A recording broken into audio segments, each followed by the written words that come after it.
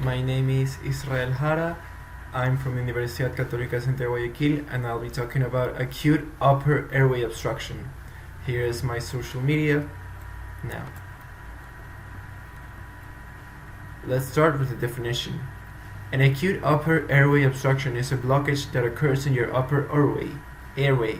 A blockage in your airway could prevent your body from getting enough oxygen.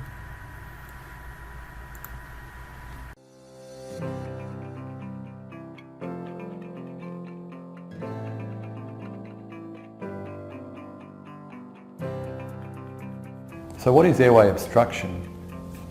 Airway obstruction is anything that creates a sense that the nose is blocked. Now this can be, for example, a common cold. The skin lining the nose is prone to swelling, so a virus or allergy can completely block off nasal breathing through swelling. Things that as surgeons we can do is improve nasal breathing through one of two ways.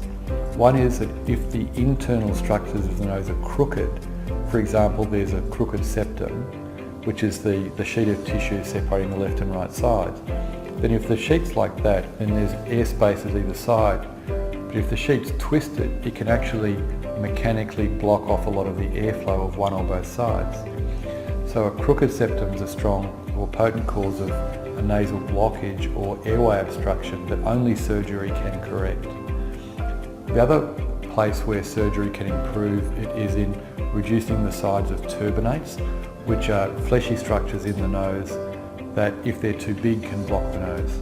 They're there to moisten the air and to help the air spin so dust is collected off it. So they have an important function, but they can be too large, and if that's the case they can create blockages. So there can be mechanical obstruction that can be improved by surgery. Surgery can't improve allergy, it can't improve nasal swelling of any cause on the inside. That's a medical treated cause of airway obstruction. The other place where surgery has a part to play is what's called valve function. A lot of people have, if the nose is skinny in the middle here or weak on the outside, when they breathe in the nose sucks in, the side walls suck in. And this can be due to weakness of the cartilage, weakness of the muscles of the nose. The nose actually has muscles. Or the shape of the nose. If the nose is narrow on the sides, then the side walls can be nearly blocked off. So adding spreader grafts or cartilage grafts or rim grafts can be elements where surgery can make the nose somewhat stiffer without making it particularly bigger and improving the valve function of the nose. This is really all surgery can do. Surgery can do no more, and if the person has a perception of poor nasal breathing, yet their valve function is reasonable and their septum is pretty straight and they don't have particularly large turbinates, then surgery can't improve it. So making a correct diagnosis of airway problems is part of every rhinoplasty consultation, and making a specific plan to try and improve breathing in the event that some surgical treatment can improve it for a specified reason is part of planning the rhinoplasty.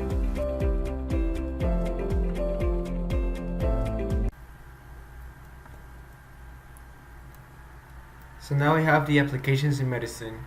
Upper airway obstruction is defined as blockage of any portion of the airway above the thoracic inlet. Stridor, suprasternal signs of upper airway obstruction. Most of the common causes among children presenting to emergency department are of acute infectious etiology. Among these, croup is the commonest, while diphtheria remains the most serious life-threatening cause.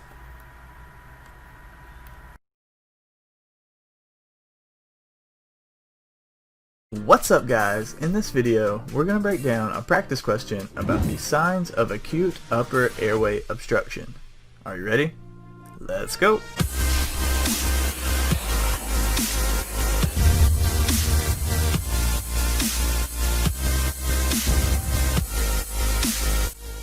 Which of the following physical signs would you likely see in a patient with an acute upper airway obstruction?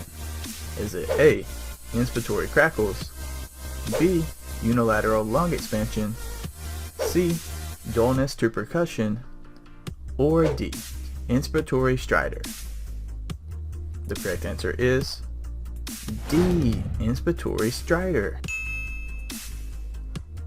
The signs of acute upper airway obstruction include marked respiratory distress, an altered voice, dysphagia, stridor, decreased breath sounds, and tachycardia.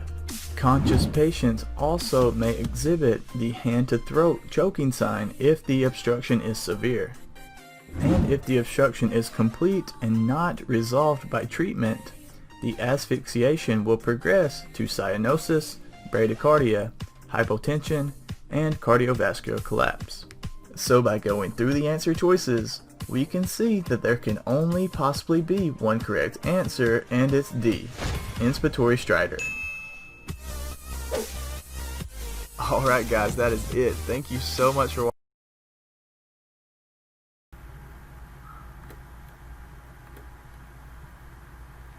Now we have the pros and cons. Acute upper airway obstruction continues to challenge medical practitioners who care for children. Whilst usually straightforward, management can be complicated by incorrect diagnosis, unexpected deterioration, difficulty in assessing the need for intubation, difficulty in providing optimal intubation skills, and confusion over the value of various therapies. The highest priority is preventing death or hypoxic injury in those few children who progress to profound obstruction.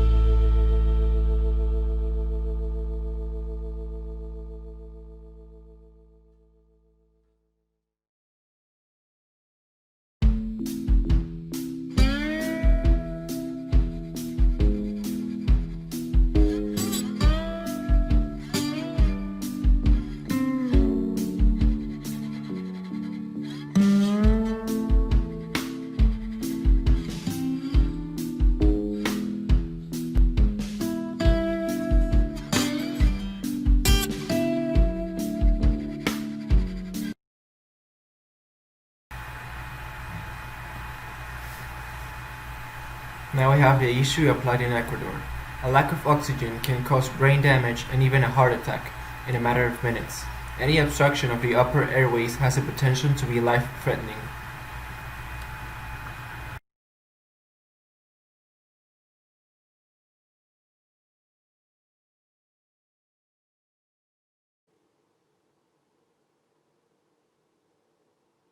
A 40-year-old Mexican-American female presents to the ER with a chief complaint of acute dyspnea on exertion. History reveals a long smoking history.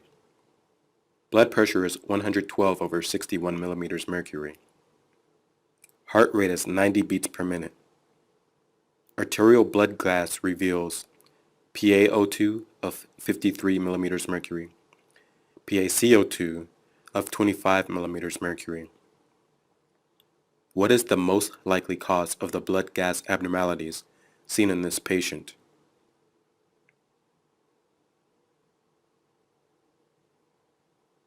Alveolar hyperventilation.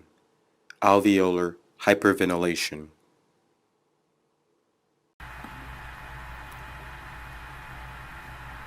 Now for the conclusion. The management of acute upper airway obstruction in a clinical setting is not so simple since it requires a multidisciplinary approach where many specialties are implicated. The critical point is the early clarification of the specific underlying cause through the potential multiple causes of the disease. After defining the cause, the next critical step is to secure the airway and to reverse the cause of the disease.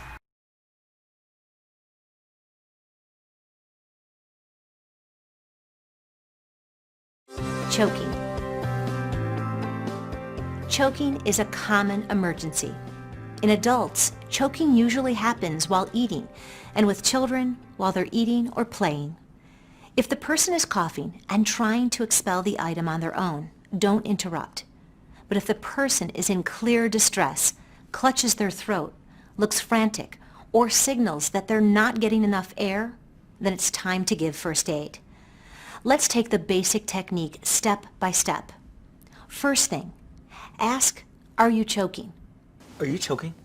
If the person cannot cough, speak, or breathe, quickly ask for consent to give first aid and have someone call 911. Can I help you? 1.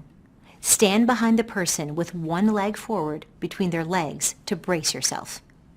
2. Locate the person's navel with a finger from one hand. 3. Make a fist with the other hand and place the thumb side of the fist against the person's abdomen just above the navel. 4.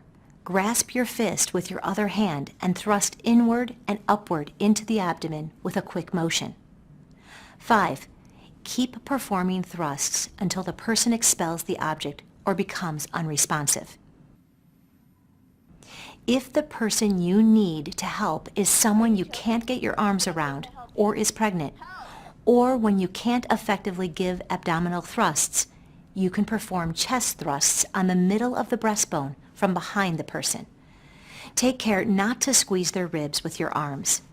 A person who is choking is not breathing and may soon become unresponsive. Hey, are you okay? Have someone call 911 Call immediately. 911 and get an AED. Lower the unresponsive person to the ground and start CPR by pumping the chest 30 times hard and fast, followed by 2 breaths.